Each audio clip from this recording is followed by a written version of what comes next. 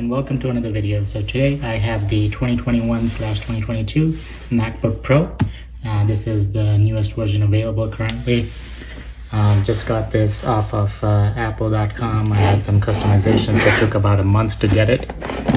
Let's see what they provide. This is the 8-core Apple chip that has 14-core GPU, 16 gigs of RAM, 1 terabyte of hard drive, SSD. Those are the upgrades I made. This is a 14-inch MacBook Pro. Not much else on the box. I've already taken it out and set it up, but I'll show you what comes inside the box, and I'll compare it with my 2020 MacBook Pro.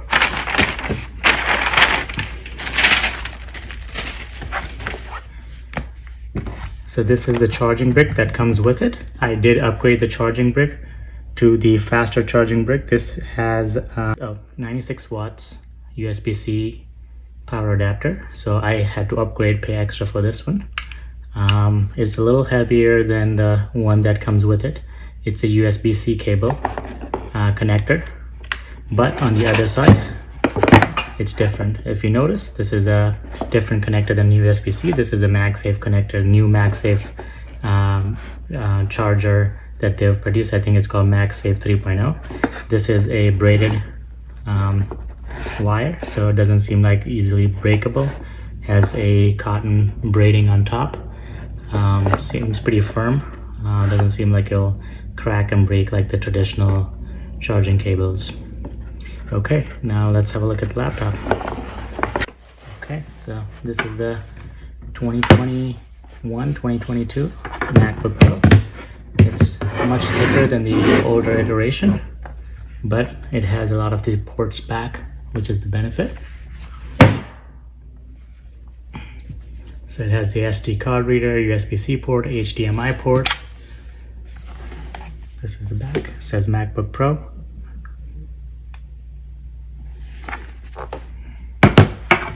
This does not light up. That feature is gone.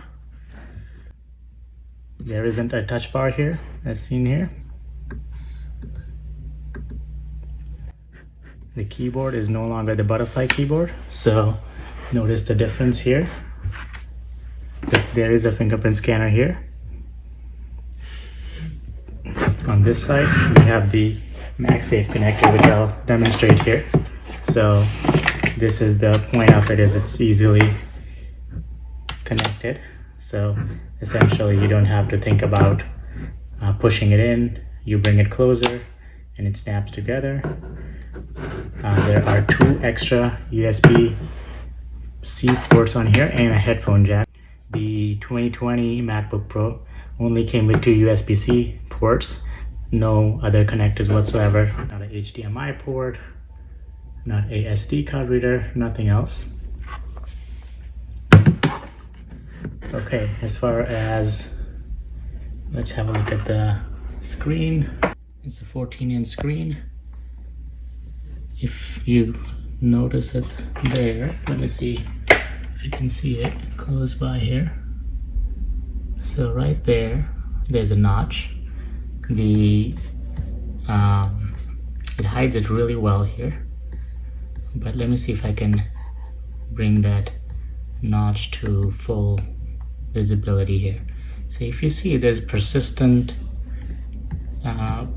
block of use from this space here. But if I take my mouse there, you can see the cutout. So you can take your mouse there, but you cannot use that space with anything. So the usable screen space is the 16:9 ratio, but on top there's that bar, and then there's a notch, and they do a really good job of hiding the notch.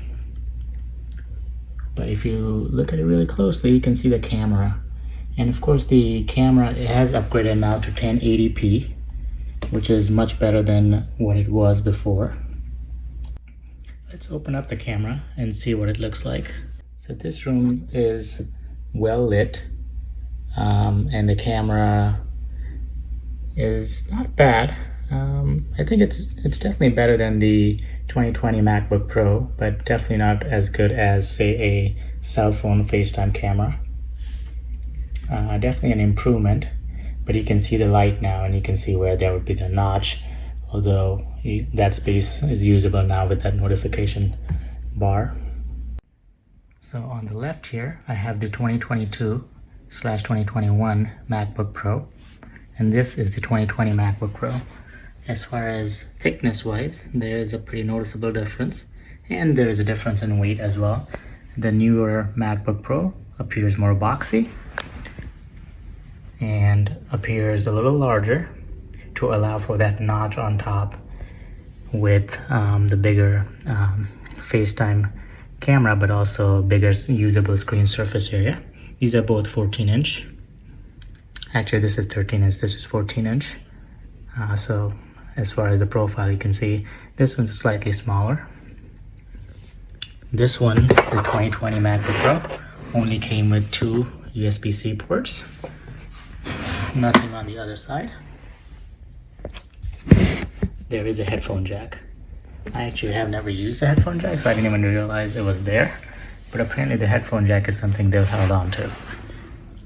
And here you have 2 USB-C ports and a headphone jack, but also a MagSafe connector. On the other side is where the magic happens though. You have the SD card, another USB-C, as well as the HDMI port. That essentially allows you to get away with having no dongle. Now, as far as the MagSafe connector, I did make a video, and I'll leave a link to it below. But there is a USB-C up to 100-watt charging MagSafe option or MagSafe conversion option available, which I've been using.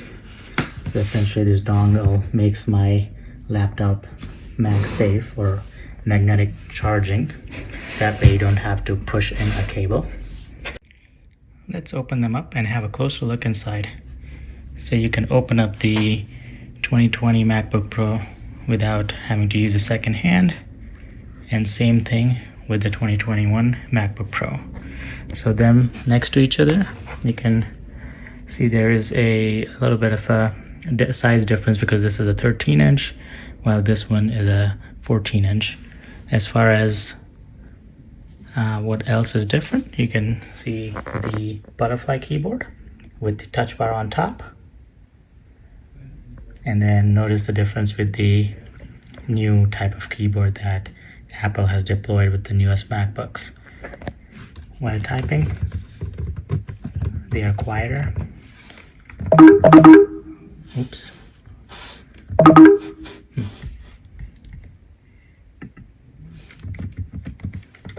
These ones do click a little bit more. These feel a little bit more sturdy to me. That's the biggest difference, is the keyboard. The touchpad feels about the same. The mechanics of the touch bar and the size of the touch bar seems about the same in both of them. The power button has the touch sensor even on the older MacBook. Here there is a different shape to the button, a square button with a circle in the middle. Here there's an extra button on top next to the touch bar. And of course the escape button up here sits next to the touch bar, while you have the return of the function keys. And the function keys with the volume, the mute button, things like that, these are all essentially what used to be in the older MacBooks that have now returned. Other than that, the OS is the same, so there's no difference other than the FaceTime notch there, which is now hidden. You can see the old large bezel here, which is all this space that was wasted in the past now is usable screen space, although this bottom space is 16 by 9, so most of the times you will not be using that extra space anyways. If you have any questions, leave them below and I'll be happy to answer. Otherwise, please like, subscribe, and I'll see you on the next one.